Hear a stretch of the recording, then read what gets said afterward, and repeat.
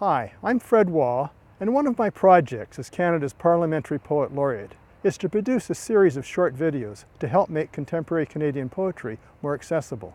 These recordings illustrate a range of poetry that reflects the identities, places, and modes of poetic writing in Canada.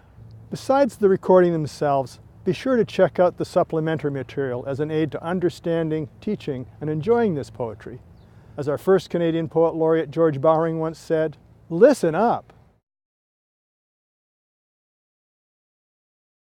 Hi, my name is Miki, and I'm a Vancouver poet. I was born in Winnipeg, but I've been living here since the late 60s. And in my poems, I've often used Vancouver as a site for poetic production.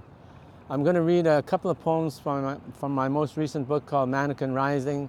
And one sequence is called A Walk on Granville Island, where we are right now. And these poems have to do with the history of Granville Island, which was constructed in the early part of the 20th century and made into an island. It used to be a mudflat, and it used to be called Mud Island for a while, and now it's become a kind of a major tourist attraction. So in my poem, the two poems I'm reading, I'm going to do a little bit of digging into the history of Granville Island back to its Aboriginal indigenous roots. A Walk on Granville Island. If you were to walk off this landmark pier and hold your pose for a sidelong glance, what would it look like on the descent?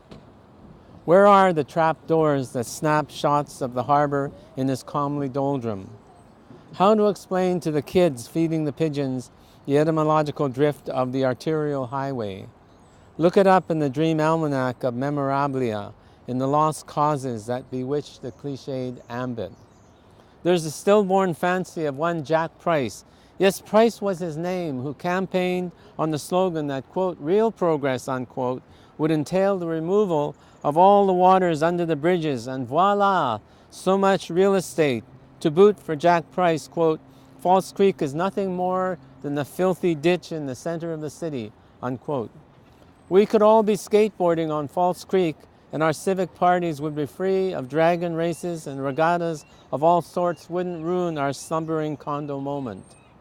That viscous wind-blown video of pliant asphalt might have been a seawall of the rapt mind. In any case, do you remember the lovely Mrs. Percy Nye?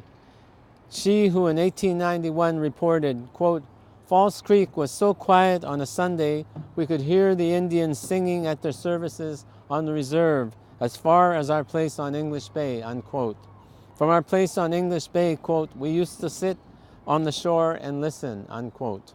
So let's rendezvous the appellation of muskrats, smelts, salmon, crabs, clams, a glossary of eco-friendly in the chemical bath of this inlet.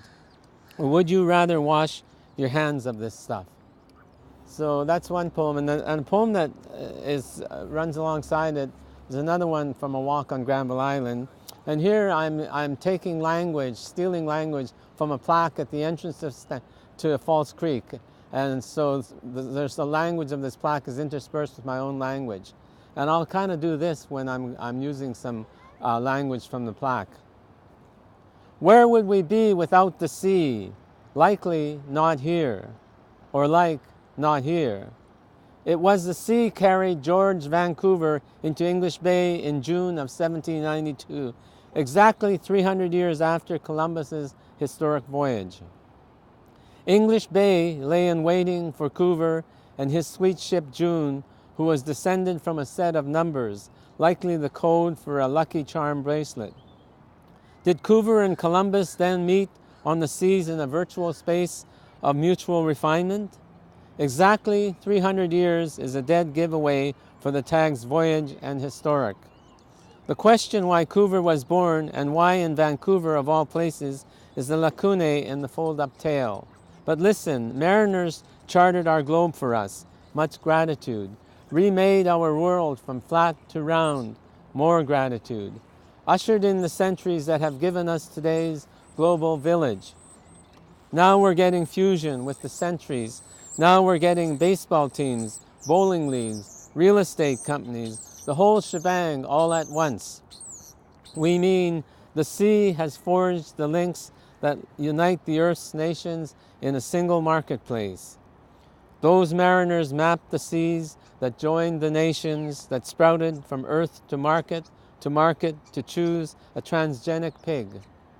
Story, not today, May 2010, exactly 97 years after Snouk villagers were uncharted by Couverites on speed. Too much village is infectious was the headline in the Daily.